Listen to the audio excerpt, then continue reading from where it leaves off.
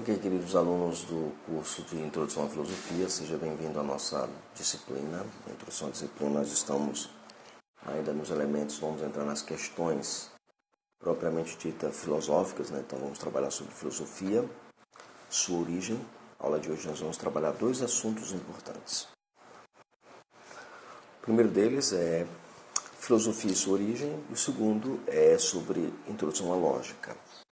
Esses dois assuntos eles são importantes porque nos levam a compreender melhor a disciplina em apreço que nós estamos estudando aqui no nosso curso, ok? Então vamos lá. A primeira pergunta que se levanta quando se estuda filosofia é quando ela surgiu. Nós já vimos a definição de filosofia na aula anterior. Nós vimos as várias definições que nós encontramos do tema de filosofia. Nós abordamos essas definições porque são importantíssimas para a nossa vida como povo, né, e como ser pensante.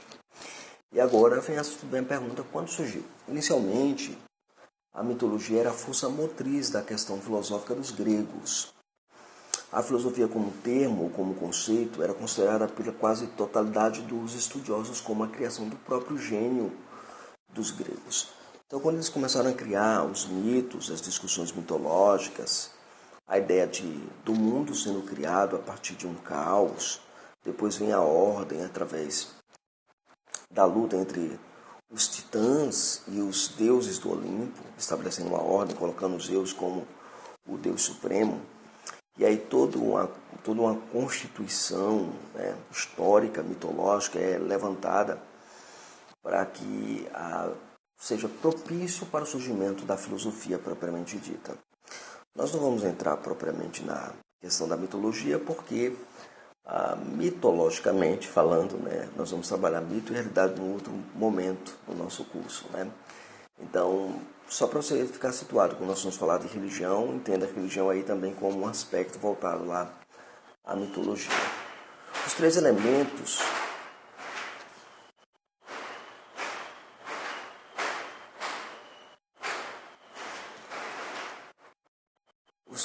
fundamentais que foram suficientes para o desenvolvimento e nascimento da filosofia grega foram três. O primeiro, a poesia, o segundo, a religião, e o terceiro, a realidade socioeconômica existente na cultura grega de então, ok? Muito bem. Primeiro vamos considerar o aspecto da poesia, né? O poeta Homero, que era o principal poeta dos gregos, escreveu a Ilíada, né, e a Odisseia, foram obras clássicas da poesia grega. A fonte propulsora para o nascimento da filosofia certamente foi a poesia grega antiga. O gosto pela harmonia, pela proporção e pela justa medida. Então, o gosto que eles tinham por todos esses aspectos, a métrica, a maneira como era composta a poesia grega, a proporção e a justa medida, isso deu a ideia de como começaram um pensamento filosófico, né? Homero escreveu os líricos e ele é um grande poeta da cultura grega, ok? E um modo particular de fornecer também explicações ao mundo que cerca, remontando as causas, mesmo em nível fantástico poético. Então, vez ou outra, ele voltava lá, você pode ler a Odisseia, e vem lá onde tem um personagem Odisseu, que é a jornada dele por toda a esfera da Grécia ali. E você vai ver os personagens como Zeus, como Poseidon, e de repente Homero dá uma explicação da existência dessa divindade, né, dentro do enredo que ele desenvolve em termos da sua poesia, né? Então, o primeiro estágio para o desenvolvimento da filosofia foi certamente a poesia. Aliás, a poesia está como um pressuposto a tudo que nós pensamos, né? Tudo está ligado à ideia da poesia, da maneira de escrever, da arte propriamente dita, né? Segundo, na esfera da religião, você vai ter encontramos dois modos de expressar a religião. Lembrando, a religião nasce da mitologia, como nós sabemos, desde da esfera grega, né? Havia a religião privativa e a religião pública. A estrutura dualista da religião privada, conhecida como religião órfica, que vem de Orfeu, né, colocando a realidade humana em uma dualidade, como por exemplo a alma sendo imortal, ela é concebida como uma espécie de demônio que por culpa originária da própria alma foi condenada a viver em um corpo. Aqui é um elemento bem interessante na esfera da religião, porque Platão, quando ele vai trabalhar a ideia do mundo ideal e do mundo real, ele vai trabalhar a migração, a transmigração da alma como sendo realmente aprisionada no corpo. A matéria é ruim, o corpo é mau. O gnosticismo vai pegar isso, vai desenvolver isso com mais agressividade, né, ali no primeiro século do cristianismo. Né? Então você vai ter exatamente essa esfera aí da religião. A deusa Atenas é uma deusa da guerra e da sabedoria. Ela é da guerra porque ela é uma guerreira. E da sabedoria porque ela é a filha de Mênfis, né, que é Zeus e Mênfis. E é interessante porque Atenas ela surge no cenário da religião grega como uma deusa patrona, né, da própria Grécia. É bem interessante isso.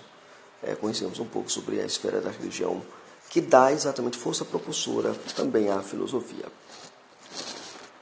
Também uma terceira questão é as realidades socioeconômicas. Os gregos alcançaram certo bem-estar notável e uma notável liberdade política, a começar das colônias do Oriente e do Ocidente. Além disso, desenvolveu-se o senso de que o homem, né, o homem pertence à cidade, até chegar ao ponto de identificar, não vou dizer confundir, mas identificar o indivíduo como o cidadão. Né? Então, estritamente falando, a filosofia ela é filha da cidade, ou seja,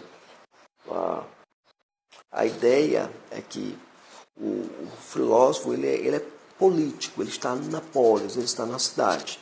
Diferente do que aconteceu no nosso século, no nosso presente momento, em que parece que a filosofia fugiu das escolas primárias, aí ainda você vê alguma coisa nas escolas secundárias, e você só vai ver com muito percalço e com muita dificuldade filosofia no ensino superior, pelo menos na nossa área aqui, no nosso contexto, né? Então, às vezes as pessoas abominam a filosofia por não entender que o filósofo é alguém que está no centro, está na cidade lidando com os problemas cotidianos da população da polis, procurando resposta a indagações prementes e verdadeiras das ansiedades do povo. Então, isso é importante. Tanto é que filosofia vai se relacionar muito bem com a política. Quando Maquiavel surge, Maquiavel é um grande político, mas é um grande pensador filosófico. Né? Maquiavel é o pai da política moderna. Ok? Vamos seguir aqui. Nasce aí desses três eventos, né? Nasce o filósofo. Dessas estruturas emerge um pensamento filosófico. E alguém já disse que a filosofia é filha da cidade. Aí quem fala isso é as autoras do livro Filosofando. Né? Então, filosofia é filha da cidade, é de fato. Os primeiros filósofos foram os pré-socráticos. O que são os pré-socráticos? Pré-socráticos, antes de Sócrates, aqueles que viveram antes de Sócrates. A filosofia é dividida entre antes de Sócrates e depois de Sócrates. Né? Então, nos pré-socráticos, você vai ter lá a preocupação deles com a origem do mundo. Né? Os seus escritos não sobreviveram com o tempo, e apenas temos alguns fragmentos, por exemplo, a obra de Parmênides, da natureza, nós encontramos aí publicada na editora Vozes, né? Uma obra bem interessante, bem pequenininha, mas uma obra que tem lá a poesia da natureza de Parmênides. Parmênides é um filósofo pré-socrático, né? Você vai ter Anaximandro, você vai ter Tales de Mileto, você vai ter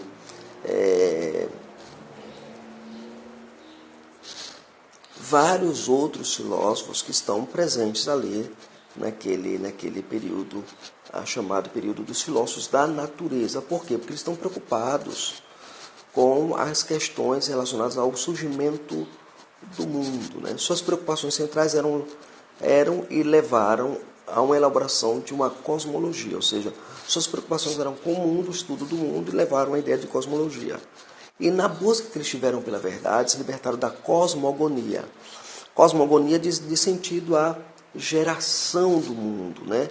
que é aquela ideia lá, Gaia por partogênese gera isso, gera aquilo, Gaia a mãe terra, Urano, aí você vai ter Caos, Cronos, vários personagens da mitologia explicando, né, a mitologia, aliás, explicando o surgimento dessas divindades no mundo, então é chamado de cosmogonia. Tá? Como o mundo surge, cosmologia é a ideia que é do estudo do universo, né? Essa preocupação com a natureza, né? Essa preocupação dos filósofos pré-socráticos. Em certo sentido, eles abrem mão da mitologia, partindo do princípio da cosmogonia, né? Como os deuses surgirem e tudo mais. Eles não vão se preocupar nisso, vão se preocupar agora com o mundo que eles observam. E nessa busca, nós vamos ver isso mais adiante, nessa busca eles vão procurar entender a unidade do mundo dentro da diversidade que o mundo é. Qual o princípio que está em cada diversidade do mundo era a procura deles. Seguindo aqui. Aí nasce o que nós chamamos de filosofia. A filosofia nasce da predição primeira de Tales de Mileto, filósofo pré-socrático, sobre a trajetória de um cometa. Neste processo nasce a filosofia e a ciência. Por isso ele é considerado o pai de ambas as disciplinas, filosofia e ciência. Na verdade, o Padovani vai nos dizer que, no seu livro História da Filosofia, curso de História da Filosofia, ele vai dizer que filosofia e ciência são a mesma coisa dentro do princípio do nascimento dela, né? Então você vai ter lá o Tales sendo considerado o pai de ambas as disciplinas. Isso é importante para a gente, né? Então as especulações talianas são chamadas de filosofia. Mas conforme a tradição, o criador do termo filosofia foi Pitágoras, um matemático. O que, embora não sendo historicamente seguro, é, no entanto, verossímil. Agora, o pensador que deu origem de fato à filosofia foi Tales de Mileto, de quem se tratará mais adiante quando nós vamos estudar filosofia antiga. A gente vai estudar um pouco de filosofia, na parte de história da filosofia. No nosso programa, vamos estudar um pouco de filosofia antiga e vamos ver um pouco sobre os pré-socráticos. Ok. Terminando esta primeira parte sobre a origem da filosofia, nós entramos agora na questão da lógica formal. A lógica propriamente dita. O que é lógica? Bem, a definição de Aristóteles para a lógica é muito simples, é a ciência da demonstração. É claro que, se você estuda a obra de Aristóteles, você não vai encontrar a palavra lógica lá. Mas você vai encontrar a palavra analítica. Ele vai falar de analítica primerva e analítica posterior. Analítica a posteriori e posteriori, ou analítica anterior e posterior. Analítica é o nome que é dado à lógica, porque é o nome que é batizado latinamente, nós vamos ver isso daqui a pouco. Mas é essa a ideia aqui. Então, lógica é a ciência da demonstração, é como você demonstra fatos. Né? O termo lógica foi usado pela primeira vez por Alexandre de Afrodísio no século II depois de Cristo. Aí o Norman Champlin, no seu livro enciclopédia, né, sua enciclopédia de 6 tomos sobre Bíblia, Teologia e Filosofia, na página 886, volume 2. Aqui é o volume 2, eu esqueci de colocar o volume, mas é o volume 2. O que é a lógica? Bem, a lógica, em um sentido amplo, é o estudo da estrutura e dos princípios relativos à argumentação válida, sobretudo da inferência dedutiva e dos métodos de prova e de demonstração. Então, a lógica é o estudo do silogismo dedutivo. Isso é lógica, tá? É basicamente isso. O silogismo dedutivo, ou seja, é do geral para o particular. Ok? Isso é lógica. Você parte do princípio geral e segue para um princípio particular, formulando uma lei, né? Etimologicamente falando, a palavra lógica deriva do grego logiken, que significa racional. A lógica é uma disciplina propedêutica. Bem, o que é isso? É uma disciplina preliminar. É uma disciplina introdutória. A palavra propedêutico significa introdutório ou preliminar. Agora, a lógica, apesar da sua certa complexidade, ela é indispensável. Você não pode descartar a lógica para nada. A lógica ela é importante na sua vida como estudante. E isso é fundamental, né? Quem lançou os alicerces da lógica foi Aristóteles, segundo expõe no seu livro Filosofia para Iniciantes. Em sua principal obra, a obra de Aristóteles, chamada de Organon, que significa o órgão, o instrumento, e a escolástica, né, latina, né, a escolástica medieval ali, latina, batizou o termo de lógica. Aqui envolve a analítica, a retórica e a gramática, ou seja, no Organon de Aristóteles, você não estudava apenas as questões filosóficas, porque para ele filosofia era tudo. A analítica era tudo, você analisaria tudo. Então você tem que estudar a analítica, analisar as coisas, a retórica, falar bem e estudar a língua, que é a gramática. Ok? Então, como instrumento, a lógica é a ferramenta suprema e indispensável a todas as outras ciências, lembra-nos Spru.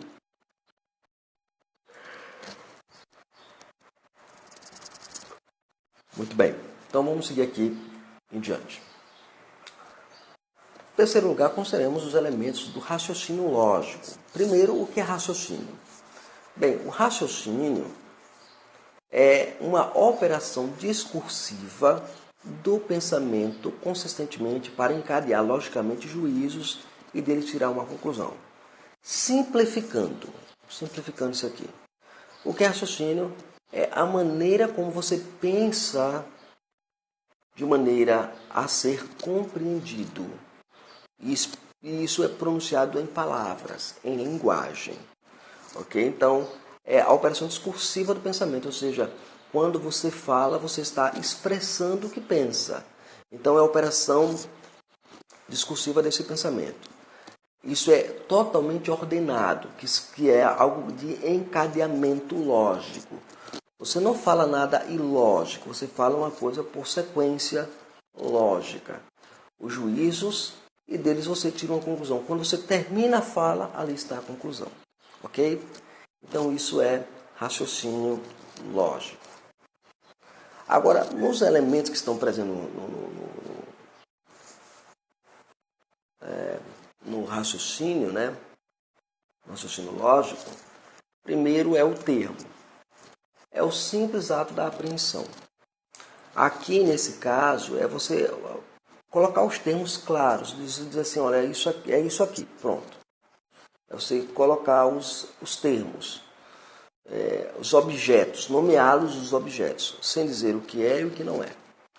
Aqui não se afirma ou se nega nada, apenas se coloca os termos. Os termos geralmente são 3 no raciocínio lógico.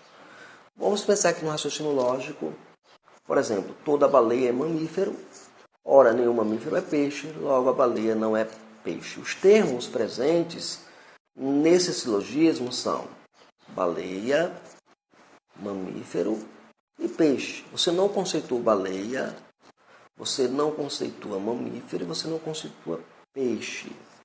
Você simplesmente coloca lá os termos, que são os nomes, tanto dos objetos animados como objetos inanimados. Você colocou os nomes. E aí daí vem o outro processo no raciocínio lógico, que é a proposição. O que é isso? É a representação lógica do juízo. Ou seja, é a maneira como você fala ordeiramente, expressando o que você pensa.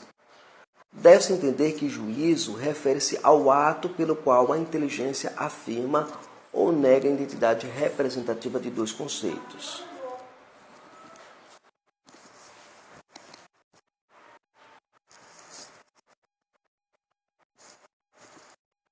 Veja o exemplo. O homem é mortal. É uma afirmação. E ali é para ser o homem não é imortal. É uma negação. Ok? Então ali o homem é e embaixo é o homem não é. Ok? Muito bem. Elementos da proposição. Nesta proposição há 3 elementos básicos, ou seja, na maneira como você coloca os elementos discursivos, tem 3 elementos. Geralmente vai ter o sujeito, o homem, no caso do silogismo que nós apresentamos. O predicado, Na primeira proposição ele é mortal, na segunda ele não é imortal. Porque ele não pode ser as duas coisas ao mesmo tempo, né? Ele não pode ser mortal e imortal no mesmo sentido, né? Há um sentido que são sentidos distintos aqui. E a cópula, ou conhecido também como ligação, quando você usa o verbo ser, afirmando ou negando. É e não é. É simples, não há nenhuma complicação nessa questão dos elementos da proposição na lógica. Agora, os tipos de proposição que nós encontramos. A proposição possui uma variedade de tipos. Elas se dividem em dois tipos fundamentais, quantitativas e qualitativas. Quantitativas falam de quantidade, qualitativas falam de qualidade. As quantitativas elas podem ser classificadas assim, em totais, gerais ou universais. Toda baleia é um mamífero, envolve a totalidade ou universalidade de baleias. Todas as baleias são mamíferos, né? Então, toda baleia é um mamífero. Então, a totalidade de baleia é de ser mamífero. Também nas quantitativas se encontra os particulares nas proposições. Ou seja, quando o sujeito é tomado em apenas uma parte indeterminada. Por exemplo, eu tenho uma totalidade de homens e digo, alguns homens são injustos. Imaginemos que tem um grupo de homens, 100 homens. E você declara, alguns homens são injustos. Há um grupo imenso de pessoas na sala. Aí na sala você vai dizer assim, certas pessoas são curiosas. Você não está dizendo que toda a sala é curiosa, mas algumas pessoas daquela sala são curiosas. Isso é uma afirmação quantitativa particular, né? E existe as singulares. Singular já está dizendo, único, específico, né? Quando o sujeito se refere a um indivíduo. Esta flor é bonita. São Paulo é uma cidade bonita. Esta flor, notaram? São Paulo é uma cidade. Então, são aspectos quantitativos da proposição. Nos qualitativas, você vai ter de duas naturezas nas qualitativas. As afirmativas e as negativas. Ou seja, nas afirmativas você afirma algo, na negativa você naturalmente nega. Por exemplo, a baleia é um mamífero. Negativa, a baleia não é um peixe. Ok? E aí não tem segredo aqui, tranquilo. Aí depois desse processo que você você deu os termos, você nomeou as coisas, você emitiu um juízo, né? É isso, não é isto. Agora, na sua fala, você vai argumentar em prol daquilo que você havia dito anteriormente, ok? Nessa argumentação, ela é a inferência imediata, ou seja, a conclusão das premissas estabelecidas anteriormente. A baleia é um mamífero. Ok? A baleia não é um mamífero, né? Você tem que entender que as premissas anteriores estabelecidas têm que levar a uma conclusão lógica aceitável.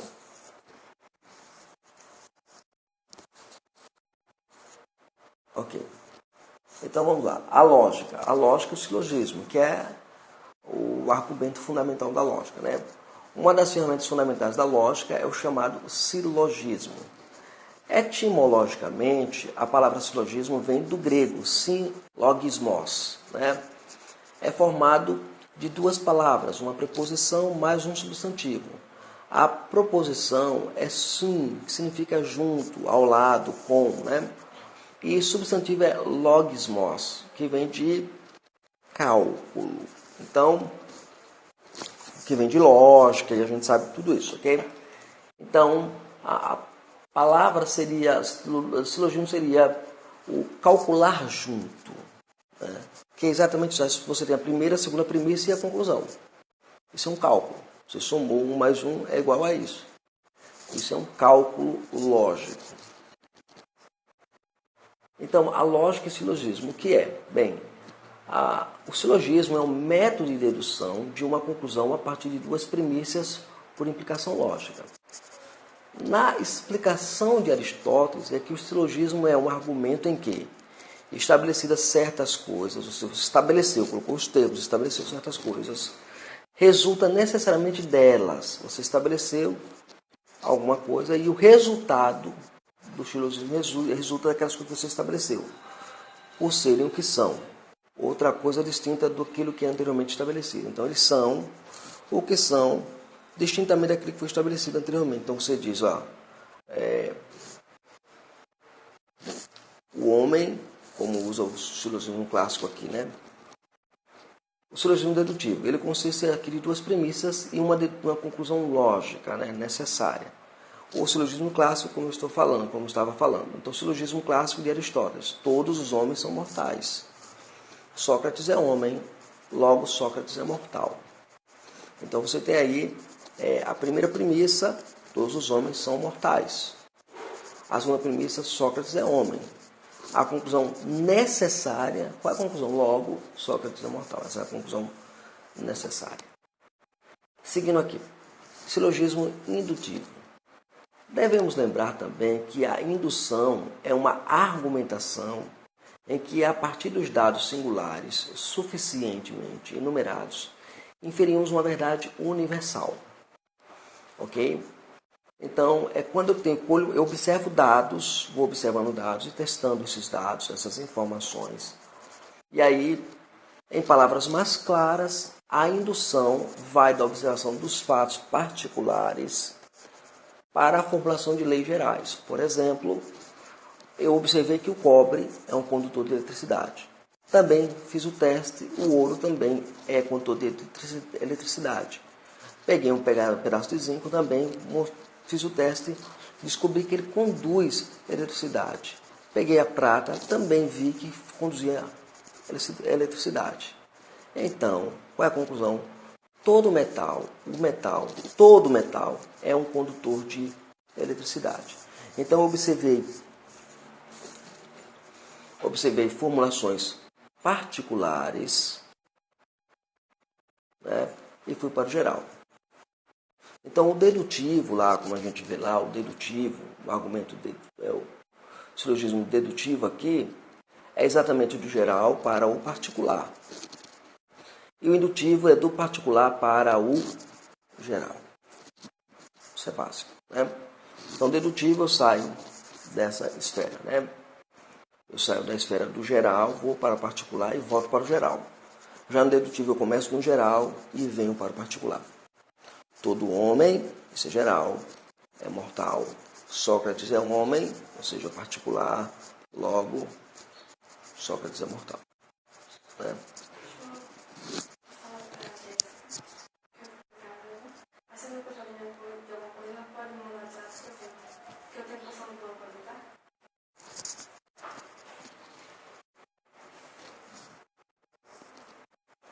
Seguindo aqui os princípios da lógica formal.